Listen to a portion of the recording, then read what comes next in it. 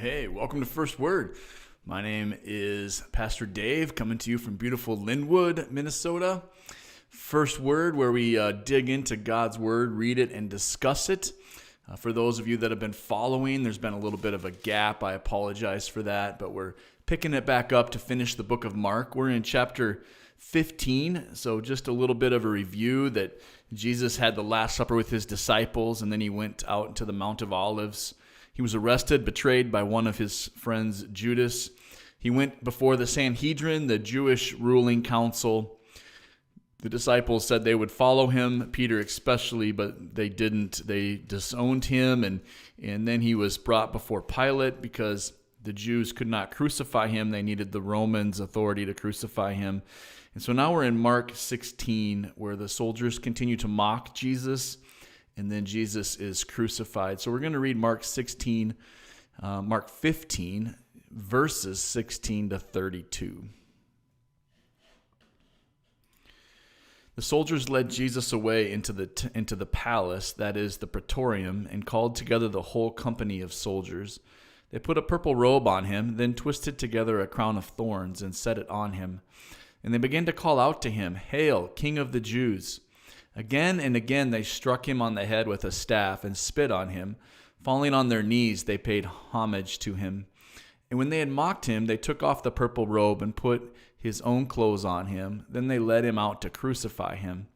A certain man from Cyrene, Simon, the father of Alexander and Rufus, was passing by on his way in from the country, and they forced him to carry the cross.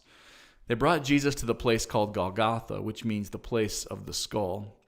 Then they offered him wine mixed with myrrh, but he did not take it. And they crucified him, dividing up his clothes. They cast lots to see what each would get. It was 9 a.m. when they crucified him. The written notice of the charge against him read, "The King of the Jews." They crucified 2 rebels with him, one on his right and one on his left. And those who passed by hurled insults at him, shaking their heads and saying, "So, you who are going to destroy the temple and build it in 3 days, come down from the cross and save yourself." In the same way, the chief priests and the teachers of the law mocked him among themselves. "He saved others," they said, "but he can't save himself. Let this Messiah, this King of Israel, come down from the cross that we may see and believe." Those crucified with him also heaped insults on him. The word of the Lord. So in this story, you see a lot of shame and a lot of irony.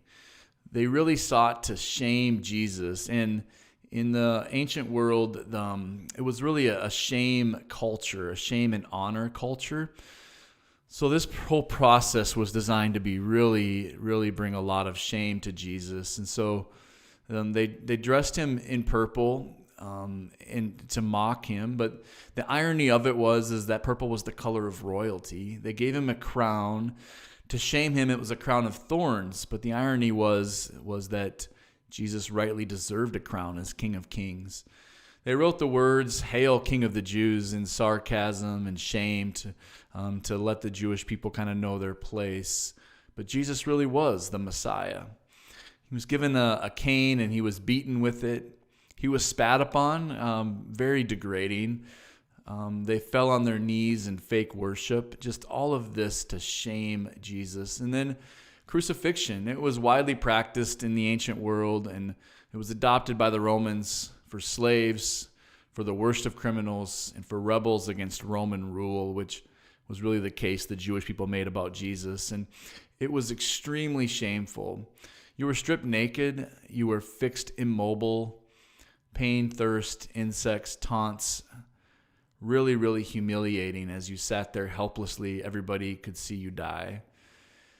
And so Jesus is there. He's enduring all of this extreme pain, this extreme shame.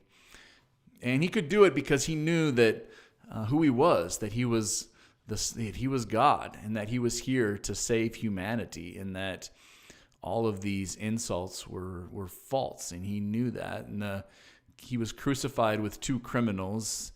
So one commentator said, the king is enthroned next to those he cares about most, those at the bottom of society. James and John wanted the place of honor. And really the way of Jesus can be a way of suffering, of dying to self, of accepting persecution.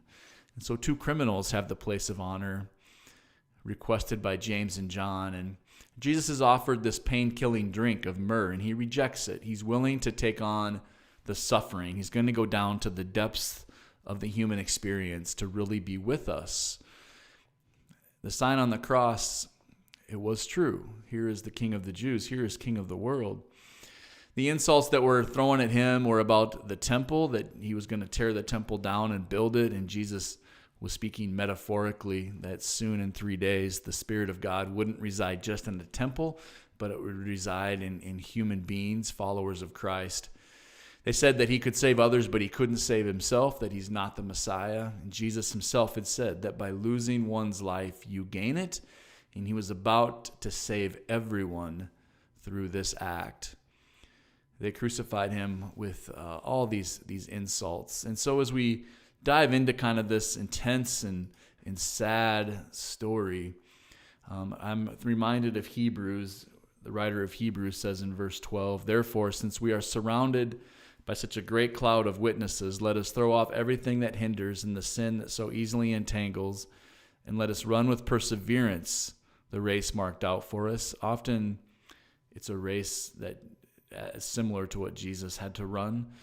It said, Hebrews says, "Fixing our eyes on Jesus, the pioneer and perfecter of faith, for the joy set before him, he endured the cross, scorning its shame, and sat down at the right hand of the throne of God.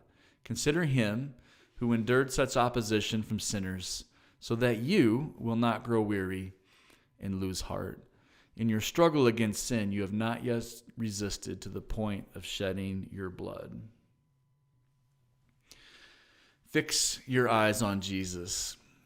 The joy set before him is that humans, you and I, could be forgiven and have a place at God's table to feast and to belong and to eat with Christ.